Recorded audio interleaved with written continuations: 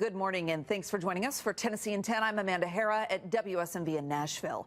3 children who police say were just days away from death are now at a Tennessee hospital, and their mother is accused of starving them.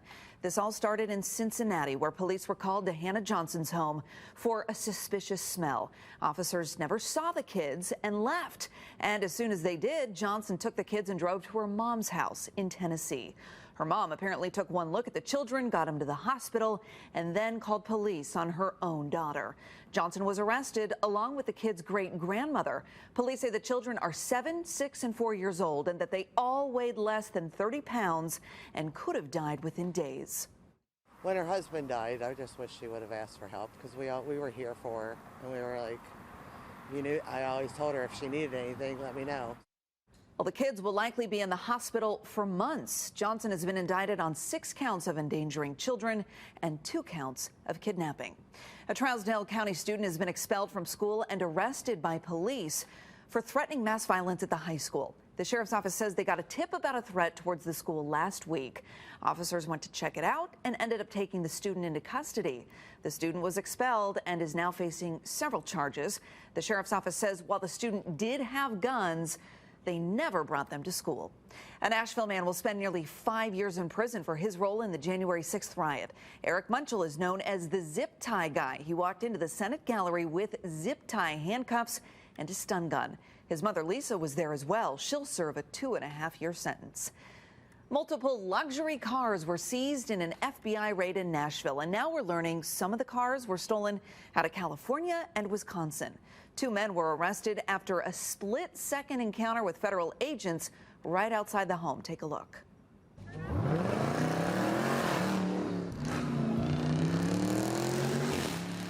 All right, so we're still working to figure out who the driver is of that car you just watched speed away from federal agents at the scene. 2 people have been arrested so far. They include 44-year-old Robert Thomas, who police say was living at the home and had a Mercedes stolen out of L.A.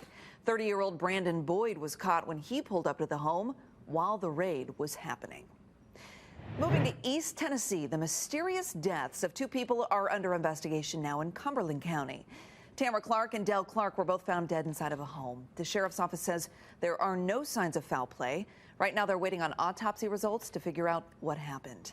And University of Tennessee is working to get more students enrolled. Board members have approved a guaranteed admission proposal, which essentially means that high schoolers will have to meet fewer standards in order to get in. That includes finishing in the top 10% of their graduating class, a 4.0 GPA or higher, or a 3.2 GPA with an ACT score of 23 or higher. The proposal is all part of an effort to get more Tennessee students at the school.